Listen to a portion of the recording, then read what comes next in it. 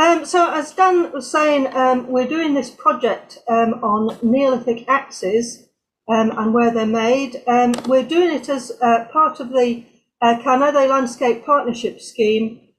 This is a big project funded by the Heritage Lottery Fund, which involves a significant number of partners coming together, working under the leadership of the Snowdonia National Park Authority. And the aim of the project is to help conserve the Gwynedd mountain landscape by engaging local people with the cultural and landscape heritage of this area. And they're doing various things like gorse clearing and footpath work, but also heritage projects, including looking for sites on LiDAR and recording oral history, and including our project on the landscape of Neolithic axes. And back in 2019, we started this project doing sort of a test season, and we started doing some test pits near Gwaith, and we had various volunteers digging test pits in this field, looking for traces of Neolithic axe making. And we were planning to carry on doing that in 2020, but of course the COVID pandemic happened. And we tried to get going in October of 2020, but then there was the Conwy local lockdown and then the national lockdowns, and really it wasn't going to happen that year.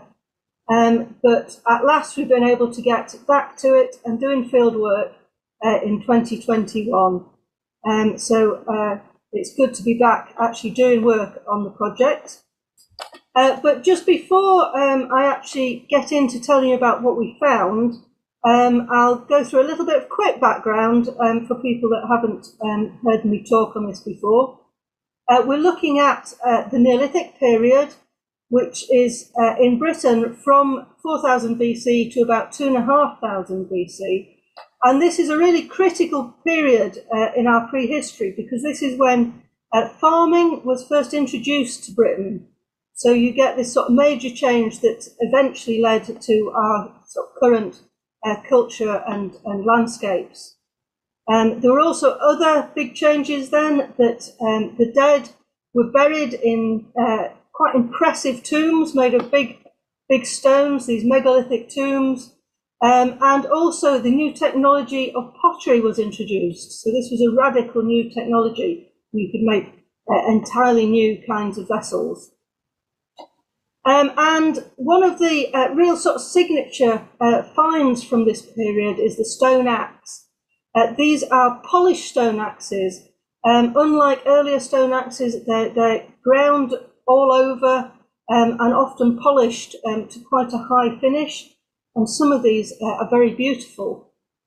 When I say stone axes, I'm really meaning the axe head itself. These axes had handles, had hafts, and were used pretty much like we would use a metal axe. And we know this because occasionally you get just the right conditions and the handles are actually preserved, especially in bogs in the bottom of the lakes, like this example, which is currently in the British Museum.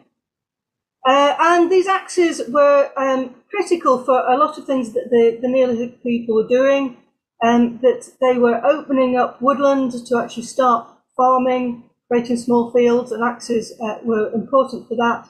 And also for felling timber and shaping timber for making large buildings, because they started building large timber structures in the Neolithic. And down in southeast England, quite a lot of polished stone axes made of flint, but elsewhere in Britain, people used very fine-grained igneous rocks. And there aren't very many places where exactly the right kind of rock could be found, but some particular sources were definitely more popular than others. And one of the most prolific sources, or the most prolific source, is in the Lake District, in the area around Great Langdale, in particular on this mountain called Stickle. And in fact, this scree here is almost entirely made up of axe debris.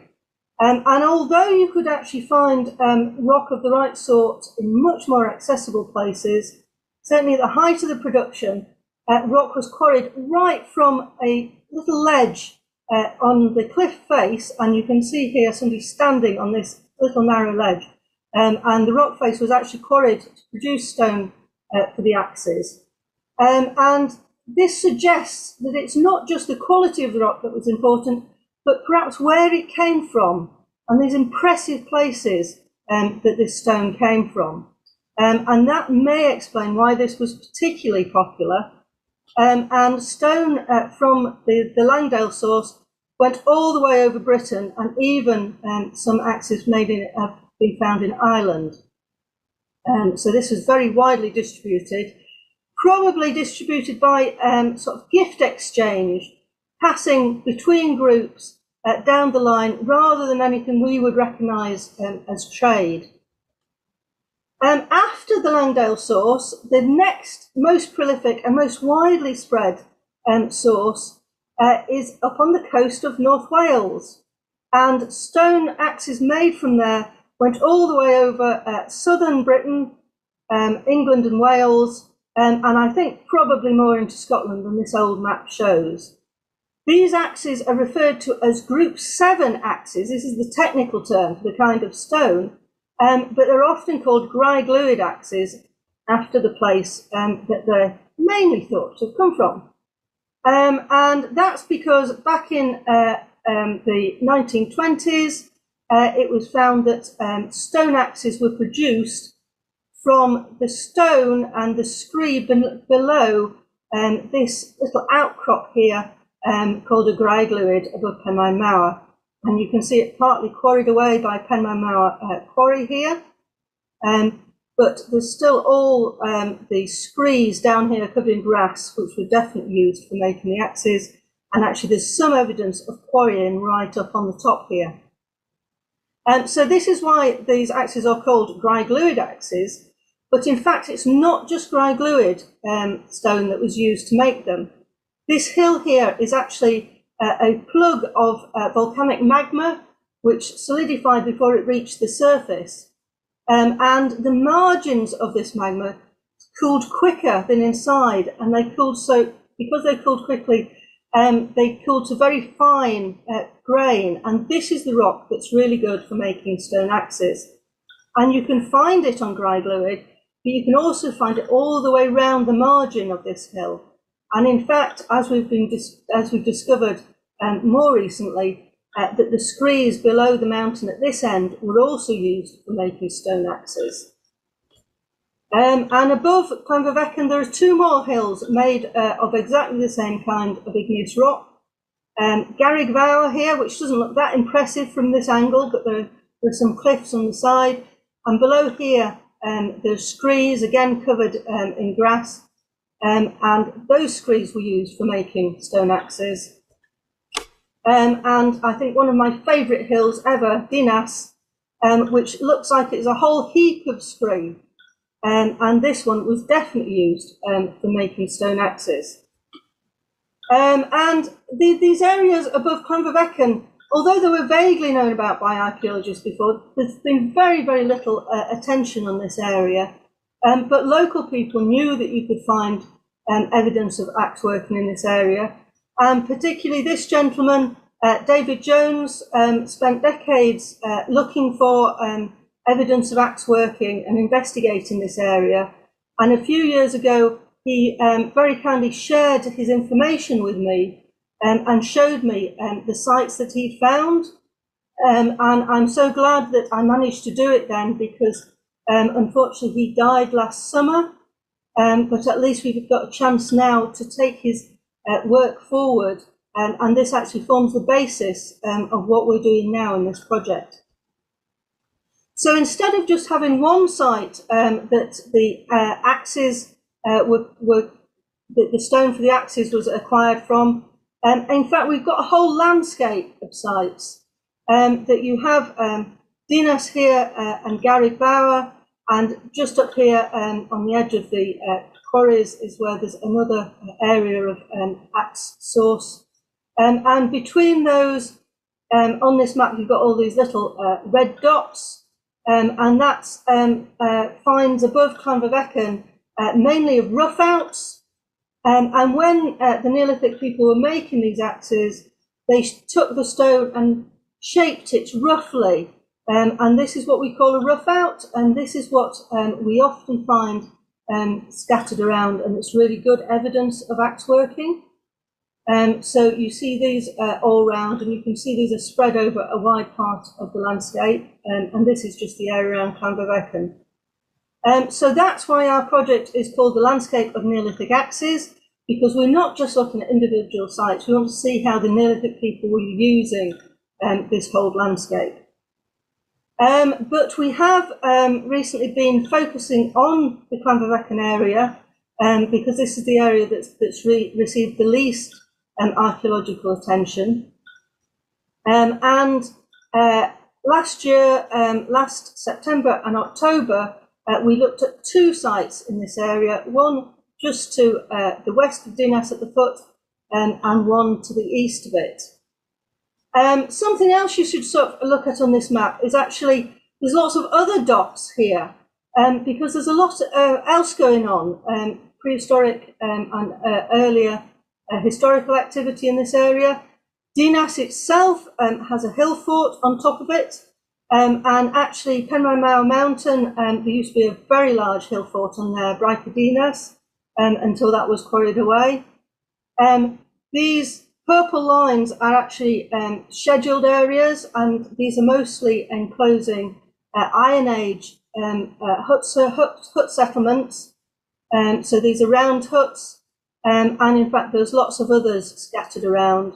And these are within a whole field system, and actually between these sites you can see traces of what was certainly Iron Age fields to start with, but there are also medieval huts within these, which are the light blue circles. So these fields are used through into the medieval period. So our sort of layer of Neolithic activity is covered over by all this other activity, which obviously is going to influence where we can actually find good Neolithic deposits. So in a way, we're also investigating some of this later activity as well. And this is Dinas itself. On this lovely aerial photograph, you can actually see the hill fort on the top. You can just about make out the inner rampart there, and there's other ramparts around the outside with a few hut circles in the middle. There's also some hut circles which show quite well down here. But this shows these terraces running down the hill slope here, and these are remains of fields, almost certainly Iron Age fields. And in fact, in the background, you can see these really wiggly wall lines. I mean, these are walls of modern fields, but the wiggly lines suggest to me that these were Iron Age in origin as well.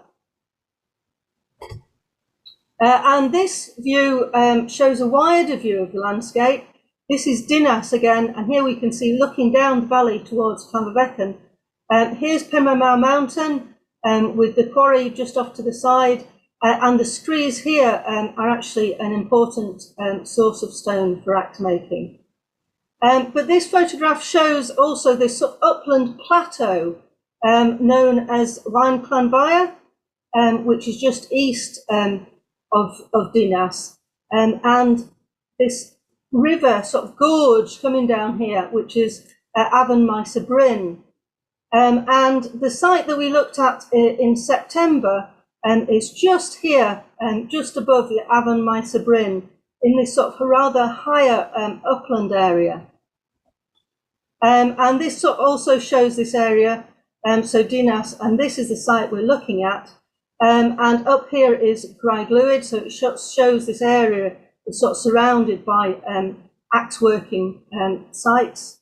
And here's Waun Llanfyddekyn, which currently is just a boggy morass.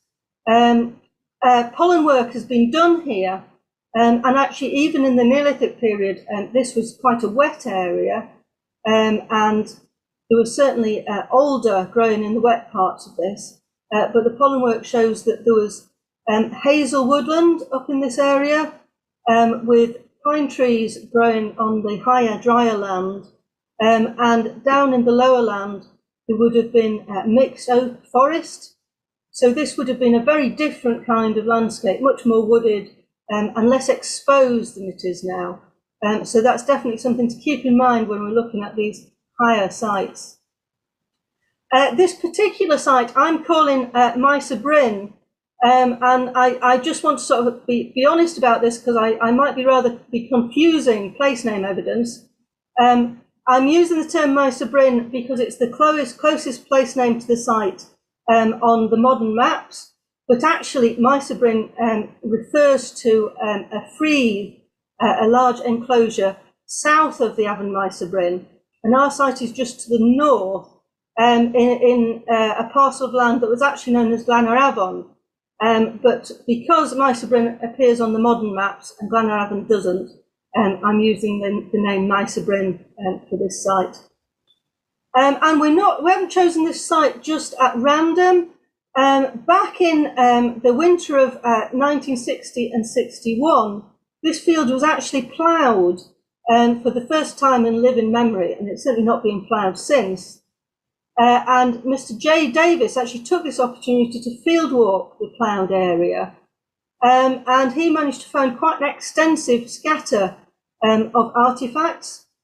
He found many of these rough outs. This is what I was mentioning about sort of the rough form, the sort of shaping stone to get rough form of an axe, and then often they broke, or if they weren't going to work properly, they got thrown away, which is why we find them.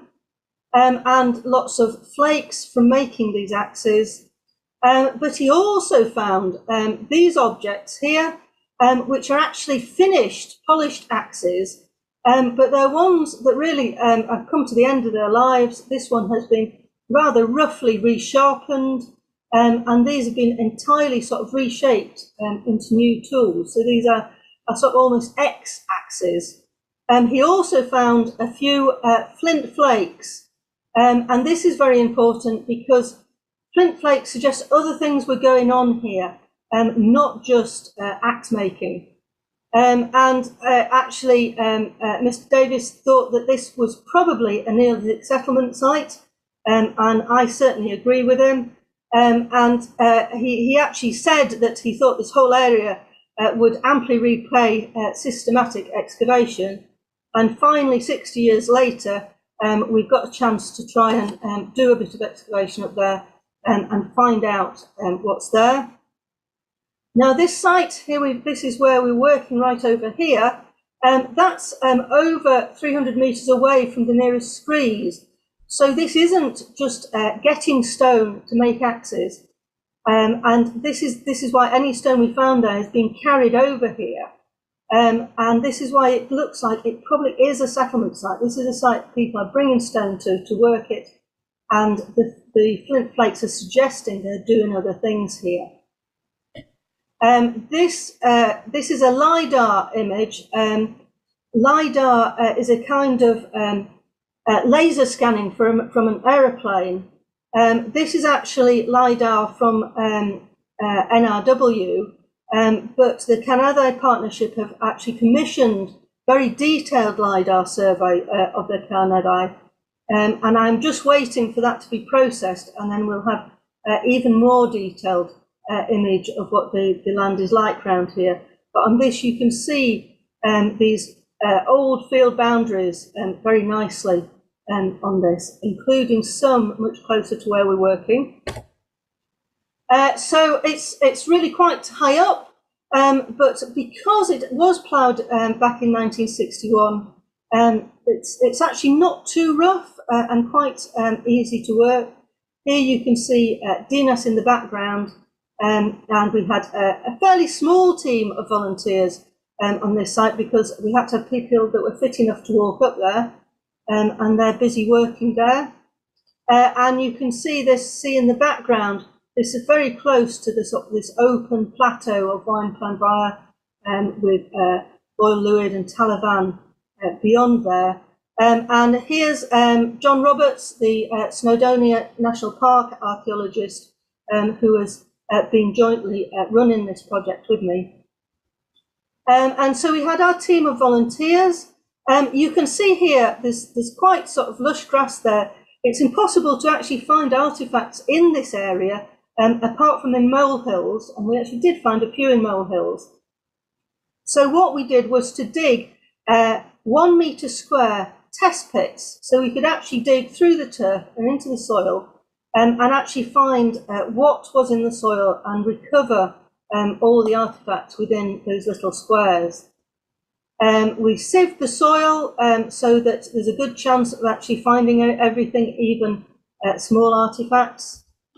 And then, well, I say we, the volunteers doing all this, and then actually record the test pits. We relied quite heavily on our sturdy steed, this buggy, on hire from the farmer Gareth Wynne Jones, and driven up there by Carol Ryan Young, who is here showing to the volunteers how to record test pits. So we recorded them by photography and by taking notes, and where there were significant things, by drawing the sections or drawing plans. So this is proper archaeology, even if it's only in a little 1 metre square. So here's our layout of test pits across here. On this LiDAR again, and on the LiDAR you can just about see that there's these straight banks here. And I think these are actually from boundaries of medieval fields. But there's also a sort of curving scarp and other banks here, which I've actually also surveyed on. And I think those are probably earlier. So that's probably the remains of an Iron Age field. There are even a few clearance cairns with this area, which might possibly even be Bronze Age. And over the top of this, you can just see very slight traces of damaged ridge and furrow from medieval ploughing. And then there was the 1961 ploughing over all this area, which I think actually probably came down to around here. So this whole area has had a whole history and prehistory of agricultural use, which is bound to have affected what we find.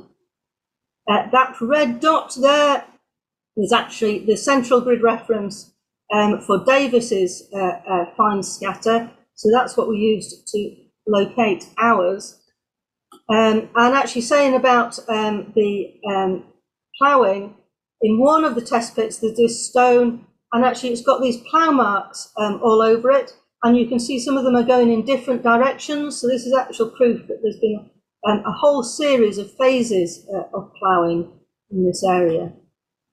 And here's our test pits within the corner of this ancient field. So there's a scarp here forming one edge, very, very slight bank along here. So our test pits are sort of within the corner of this field, but we put a few outside to see the difference between the inside and the outside of the field, and how that's got impact on the survival of the Neolithic finds. We sort of found that higher up, the soil was perhaps a little bit shallower, with a bit more of a build-up of soil against the bank, and then a bit shallower again outside the old field. So this is the kind of thing we're finding, that you have the topsoil and this latest ploughing here, and then underneath is this very mixed layer, that's clearly an old plough soil. So this is showing ploughing within the field. But here's one of the test pits just south of the old field, and actually that's got this really silty soil in the top, and I don't think that was even ploughed in 1961, so that's probably never been ploughed. And under it there's a layer of stone, again, which isn't disturbed and mixed. So this is actually indicating that some parts of this field actually haven't been disturbed with ploughing. And there were a few finds of axe debris in these test pits outside the field. So there is a chance in that area of having these undisturbed deposits. So in these test pits, All these test pits had some flakes from making axes, but we had one here that had a lot of axe working debris, and then we put another couple more test pits in near it to try and have a look at this sort of focus of activity, and these also produced lots of material. So we've got an area here where there were definitely working axes in this area, but there was also a rough out from down here outside the old field, another axe debris here. So it's possible that somewhere in this area there was also a focus of activity. And then the number of flakes decreases as you go away from that area. But you can see there were finds from these pits out here. And in fact, these are flint flakes. So we actually got quite a few flint flakes scattered around. And I wonder whether that suggests actually there were other things going on further over in this direction. And this might be the area to look at for actual settlement activity. So here are some of the finds. I mentioned that there was a rough out, so this is the rough out that was found. I better say with these images, you've got these pairs of images, and basically you're showing the front and the back of each of these objects. So this is the rough out. Here are the flint flakes. They're very, very small. You can see here some of them aren't much longer than a centimetre long. But these are all genuine work flint. So these show that people are doing other jobs in this area. And particularly this tiny object here. And if we blow it up, you can see that this flint flake has actually been worked neatly around the edge here to form a nice sort of curved edge. And this is what we call a scraper. So this is a very deliberately made tool. And this is for scraping things, possibly for scraping hides to make leather, but possibly also for other jobs. But this is the kind of thing you would definitely find on a settlement site. Also, in one of these pits, in one of the pits that produced most of the axe working debris, we found this flake. And I think you can just about see it. You can just see the light shining on this. And that's because this surface here was polished. This is really quite smoothly polished. And that's because this is a flake from a finished polished axe, just like the ones that Davis found. So if you remember here, Davis found these polished axes that had been reworked and partially broken down. And this shows that this kind of reworking was actually happening on the site because we have that flake from doing just that. But we also found similar flakes when we were digging at Parkbryn Pegging near Clandergai. And some of these we found in little pits with mid and late Neolithic pottery. And there was a suggestion there that maybe rather than actually reworking these old axes, they were actually deliberately breaking them down in a ritual way. So this is certainly something we want to look at further and see if we can work out what's happening and exactly what these flakes from finished axes might mean. So that is the Maes Bryn site up at the top, which really we only did 14 test pits, so this is really just a start, but that's pretty good results for 4.5 days work up there. The other site we looked at is down at the foot of Dinas. You can see on this LiDAR image, this sort of rough area is where the screes are, and you can see the screes all the way around here. But in this field, it's out of the scree. It's just on the edge of the scree, and we were wanting to look to see how far axe working went. Certainly within this area, we knew there's plenty of axe working around here. So this is the field that we looked at. In 2019, we dug 16 test pits over this field, and then in October of 2021, we dug 23 test pits. So this is all of them scattered around. So we've actually got quite a good look at what's going on in this field. And again, we're doing test pits to actually be able to see through the grass. and find the distribution of this axe working debris. And as well as the adult volunteers, I mean, this was a much more accessible site, so we had a much bigger team of volunteers on this site, with quite a lot of people coming and going over the, I think it's 10 days that we were there. But we also had some young volunteers helping us. That we had the Young Archaeologists Club come for a day digging test pits. And I think they had quite a good time. And we also had pupils from the local school in Llanfyfechan, Ysgol Plantaredyn, and we had 70 pupils in different sessions come to the site, and this was arranged by Dana Moore with the help of Rhys Mewin and John Roberts. And here we've got John Roberts showing the pupils what they're going to be doing, digging the test pits. And here's Rhys Mewin identifying some of these flakes. This is a great project for children to be involved in, because we were finding lots and lots of artifacts, and they got very good at spotting the flakes and recognising flakes from just ordinary stones. This is George Smith, who very kindly actually came to volunteer on site.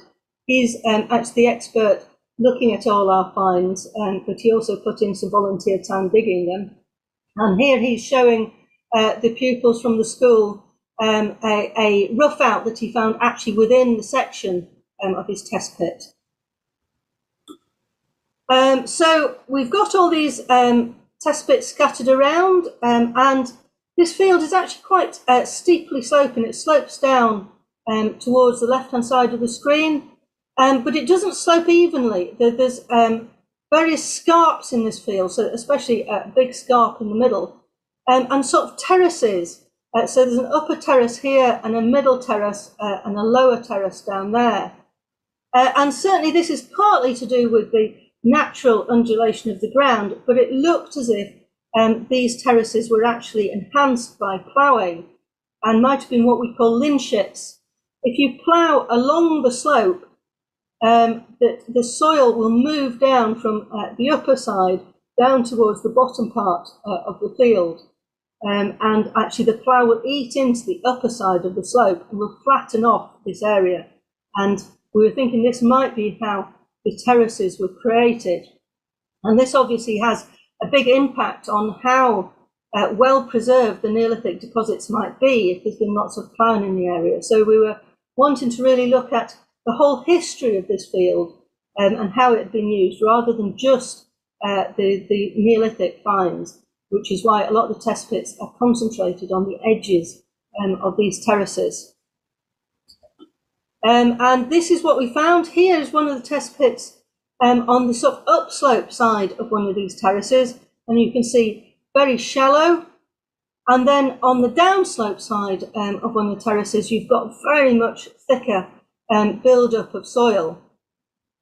And here you can see this is really sort of mixed soil, and this is clearly plough soil. And in fact, we could just about see two layers within this. So you've got a more recent plough soil, and then possibly a very ancient plough soil further down. And this is where most of our axe working debris was coming from. Flakes and rough outs were coming out of this mixed deposit. So it does show that a lot of the deposits in that area aren't undisturbed. They're all mixed into this plough soil over centuries of ploughing. Including here, we've got an example where you've got plough soil here, and this is the topsoil on the top, and the ploughing has sort of sorted some of the stone, and it's moved downhill, so you've got a layer of stone in here, and in fact in there is a rough out, as well as other axe flakes. So we can really see that some of this material is moving around quite a lot. But some of it hasn't moved at all. This is a test pit that is very close to that deep one there, right on the edge of this ploughed terrace area, but you can see there's hardly any ploughing that's happened over this, because you've got this really dense collection of stone in this test pit. And you can see, just looking at this, some of these really sharp-edged stones, you've got flakes and rough-outs and things just on the surface here. And this is perhaps one of our more important discoveries in this area, because this turned into the whole depth of this test pit was these very densely packed stones with axe debris all the way through. And this was dug by our experienced volunteer, Jeff Marples, who did it very carefully, digging in spits, and each level he recorded where the flakes and other work stone was coming from, various different spits all the way down, so we could see how these were spread out. And you can see this stone going all the way through. In fact, he didn't quite manage to get right down to the bottom, to the natural subsoil in this. So this is an area where it hasn't been disturbed, and we've got layers of axe working all the way through here. So actually this is a really important find. And in fact, you couldn't see any trace of this in the ground surface. So we're really not sure what this feature is, whether this is a bit of the natural scree that's come much further than the rest of the screes, or perhaps more likely it's actually a dump of stone and axe working debris that's been deliberately dumped here, forming a kind of cairn, and has built up over many phases of axe working. So this is definitely something to investigate more in future and see what this is. This is our best bet for real in situ and undisturbed axe working. And this is the kind of thing that we were finding. It's a whole variety of flakes. Here you've got the inside of the flake and the top of the flake, each one sort of compared. And here you've got a lot of small flakes. So this is sort of the outside of the flake, and this is the inside. And again, with these big flakes, there's one side, and here's the outside. These big flakes, this series of flakes show how the stone was turned into axes. So the Neolithic people would have found a suitable piece of scree, and on these big flakes you can see these are just the first attempts to remove odd lumps on the outside of the scree. So this is basically the outside of the natural scree, and the flake has been struck off. So here's the inside of it where it's been struck off from the block. So this is very roughly shaping the scree lump, and then you take off these sort of medium-sized flakes to shape it more precisely. And these, you can sort of see how sharp-edged they are, and actually they've got this sort of very flat top, which we call a striking platform, which would be sort of prepared so that the people could actually strike this off in a very sort of precise way. And these are all sort of features you can look for to identify these as being actual flakes rather than just any other stone. And then these much smaller flakes doing very much finer working, including some very tiny flakes for really sort of shaping the stone to a precise shape they want for making the axe heads. And we also found various rough outs. So this is where they're getting towards a decent axe shape. So you get shapes like these being formed. Quite a lot of these rough outs break as they're being made. You can see here ones that have broken across, so they've been thrown away, and others clearly just weren't going to work properly, so they've been discarded quite quickly. And this is actually the most interesting rough out. So again, this is sort of the bottom side of it, and this is sort of almost triangular in cross section. This is the top of it. And this is quite interesting because they were obviously going for a different shape with this. They're not aiming for a shape that you'd use for an axe head. This is almost parallel-sided. And I think this was discarded because it's got this funny lump on here, which they were never quite going to get rid of. It wasn't quite going to go into the shape they wanted. But it looks like they were aiming for more like a chisel rather than an axe. And in fact, work that George Smith did up in Clonbioch found a much more finished rough out, exactly this kind of thing, sort of parallel-sided, narrow, chisel shape. And I do wonder if these were particular kinds of tools that were being made from this area, perhaps particularly from the stone from Dinas. So here we have our field, and we actually got axe debris from all these test pits all the way across the field, not just the ones closest to the screes, but axe working was going on all the way across here. And it's interesting to wonder how far this goes. We were aiming to try and get the limits of the axe working, and actually we failed to do that because it went much further than we expected.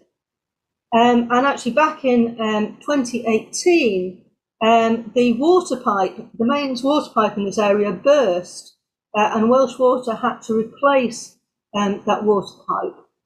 And there was an archaeological watching brief on that. And these red triangles here are finds of axe working flakes running all the way across this area. So down just below where we've been looking, and right the way across to the edge of the river gorge here. So that's shown that this axe working could go an awful lot further. And I do think it would be good to do some test pitting in this field and see if we can get more down there. I would like to go further this way, but especially this field and the ones below are some of Gareth's best silage fields, so he's not that keen for us digging holes in those. So that's the sort of test pitting, which was this sort of almost prospecting to see where we could find axe working evidence. But in the screes up here, because I'd looked at these before with David Jones, we knew that all the way through here you can find lots of axe working evidence. But the question is, how well preserved is that? Do we have different layers within the screes preserved, or is this all mixed up and actually of little value archaeologically? So we wanted to have a look within these areas where we knew axe working was going on and see how well preserved the archaeological deposits were. Now I did quite a detailed survey over this area in 2018, and this is sort of the southern end of the area that I surveyed. And in this area you've got these sort of terraces running across. Some of which may well be to do with erosion of the screes caused by erosion. Some of them have definitely been built up by people, but we're not quite sure what the significance of these are. And in this area you have quite a lot of bracken growth, and that means that in winter, when the bracken dies back, you can actually see what's on the surface of the soil, whereas the areas where there's grass, you can't see any finds there, whereas under the bracken, you can actually see, dotted all the way across here, you can see these little red spots. These are all flakes and worked pieces. So we knew that there's lots of work pieces over this area. If you look in the open, unvegetated scree, because it's open and loose, all the small finds have worked their way down through that. So it's quite hard to find any sort of in situ napping debris within that. Whereas areas where the scree is consolidated quite quickly after the working took place and soil is built up over it, we've got a good chance of actually finding these preserved deposits. So that's why we put in a little evaluation trench here right across this area. So this is a little trench measuring 4 meters by 2 meters. And here's a very nice drone shot by John Roberts showing us digging this trench, which that shows where it's close to these open screes here, but here you've got screes with soil well sort of between the stones, so it's less likely to move and lose these small flakes. And you can see here we've cleared away the bracken to get down to this area. We actually had quite good weather for most of the time, but this is sort of the last day on this trench, trying to clean up quickly, and it's rather misty weather. But this actually sort of shows we're actually on really quite a steep slope here, and you can just about see this sort of terracing within the slope. And this is what it looked like when the bracken was removed, and that this is basically just the surface of the soil. And already you can see a lot of these stones here they're really angular, they've had flakes taken off them and have been napped, and you can actually see even smaller flakes on that surface. And one of my problems when we sort of had volunteers first come over to work on this trench was they kept saying, "Oh, Jane, look at this," and they sort of walk over in these areas picking up stuff, because this whole scree slope is covered with worked pieces. And I had to say, no, we're just recording what's in the trench, because otherwise we will never finish. So we took off this sort of really sort of thin topsoil here, which is mainly just rotted bracken, and exposed the stone below that, which is a mixture of scree and again lots of worked pieces. And here you can actually see the location of the trench just above the wall here, and this is the field where we did the test pitting in, so not too far from where we were working with the test pitting. And then we, having recorded and picked up all the finds within this top layer, we did another split down and took more soil off, and so now we're working further into this deposit, again with loads and loads of flakes and worked stone. And the question is, how do you record this? You could very carefully do scaled plans of this, but it's actually much quicker to use modern technology, and this is what we call photogrammetry. I took lots of different photographs of the trench at each level, and you can see these targets here. These were surveyed in very precisely with our GPS equipment. And then we use a computer program to combine these photographs together, and it actually produces a 3D model. But from that, you can take an absolute, completely vertical view, and you produce this image known as an orthomosaic. And from that, I actually traced over it and onto drawing film that we could take out in the field. And then you could mark on different stones, and you could show which were flakes, and you could label on which we were actually lifting and number the stones on the plan. This is the next level down, and this is the plan that we produced from that. So that's the first level, and that's the next level down. You can see how many flakes there are. All these red marks here are flakes that we collected. The green stones are bigger stones that had been roughly flaked, but really I didn't want to carry all those off the hill. So we recorded those on site. When I say we, again, I mean the volunteers. And so they measured and weighed these and photographed them, so that we got a record of what these were like, and then we discarded those in the heap. But at least we know what kind of material was coming out in these sort of rougher pieces. And this is that plan of the first layer, because this is actually sort of perhaps there's more sort of patterning in the stones that we found. You can see up here, there's lots and lots of flakes all together in one area. And this to me looks like possibly a napping floor. And maybe somebody actually even sat quite close by, doing quite fine work, making a rough out and scattering flakes about them. We've got tons and tons of material from this trench and from the test pits as well, but this all needs looking at in detail, and measuring, and possibly even we'll try and from this area put together, join together some of these flakes, which we call refitting, and you can actually see which flakes came off a single object as it was worked down. So we can actually perhaps prove that this was a napping floor, and actually this might be from a single napping episode.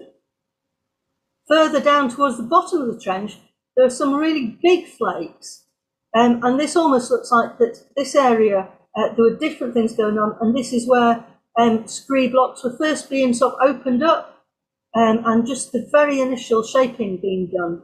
And perhaps then they're taken off elsewhere to be finished off.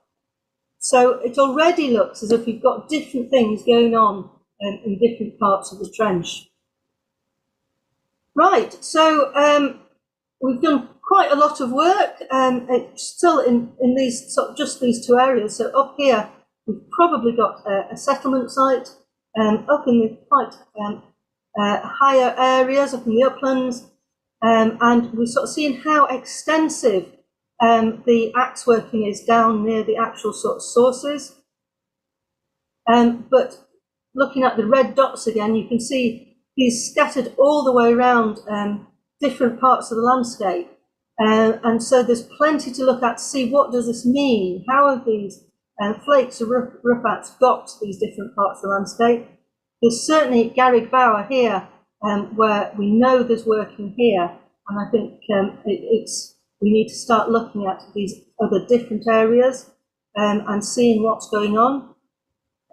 As I was saying, there's lots of other things going on in this landscape as well, some of which may also be Neolithic in date. There are some axe hammers that have been found from this area. Certainly there was a very nice stone battle axe found up in the quarries, which is probably very late Neolithic, early Bronze Age. But these simple sort of stone axe hammers might well be Neolithic in date. So it's how do these relate to the axes produced here? They're certainly not made from the same stone. Over the other side of the valley, there's an arrow stone, which is a boulder with grooves worn in it. People often think these are for sharpening arrows, but I'm not quite sure how that works. The date of those is very uncertain. They may or may not be prehistoric, but a little bit further up, there's a big boulder with little round cut marks marked in it, and it's very likely that that is Neolithic in date. That's there on the edge of Garrig Bower, where you've got axe working, and just right across from Dinas. So it's interesting to speculate what significance that has for this area. But also some of the later sites could be quite important. Just near where we've been working, and there's quite a large Bronze Age barrow. This is a burial mound. And then further up in the hills, there's another barrow up here. Barrows quite often seem to have been located along routeways. And in fact, if you sort of head over in that direction, you get to the Menahirion, the Druid Circle, which is a stone circle of Bronze Age date, which also seems to be on a routeway. And this may all be part of the same Bronze Age route across the hills. And if this was used in the Bronze Age, perhaps this was the main way up onto the uplands in the Neolithic as well. And certainly you could go up here and you're not far from this possible settlement site here. Certainly our work at Bryn suggests that people were living up in the uplands, which, as I say, this wasn't such a desolate open landscape as it is now, so that's not so improbable. And actually also looking at some other sites, you see what these burnt mounds up in this area. These are sites that were probably used for cooking, if not other things. You find them in wet areas, but I don't think they're very far from settlement. And probably most of these are Bronze Age in date, but burnt mounds actually started being used in the Neolithic period, so it's not impossible that some of these were in use while axes were still being produced in this area. But these are suggesting that certainly in the Bronze Age people were living up here, and if they were living there in the Bronze Age, they could certainly have been living up in these higher levels, at least in summer anyway, in the Neolithic. So instead of just little sites, we have this whole landscape that we've got Graig Lwyd here, we've got the end of Penrama Mountain, Dinas and Garrigbar, where you've got these sources where we know axes were being made, but you've got evidence of axe working over a much wider area here, especially around the area of Wynn-Llanfair. And this is something that I'd love to investigate more in future. Especially there's a particular sort of little hollow up here that looks very inviting, and I'm sure that we could find much more about this idea of the people living up here in the Neolithic. And to actually show people much more about this wider landscape, myself and John Roberts led 2 archaeology walks across here, looking at the work we did around Dinas and walking across to Gwynedd. And in fact, here we're up on the top of Gwynedd looking at one of the areas of quarrying there. And hopefully we can actually do some more of these in future. So there's an awful lot more to do here. We're really only just starting investigating this, but we've got more work coming up this year, and hopefully we might even get another field work here in. So this has really been partnership working. So here, thanks to all the organisations that have been involved in this. And thanks also to Gareth Wynne Jones at Tinacleven Farm, who allowed us to dig holes in our field, but particular thanks to all our many volunteers that have been involved in this.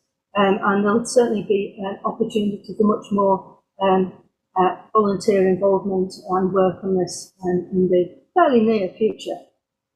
So thank you very much.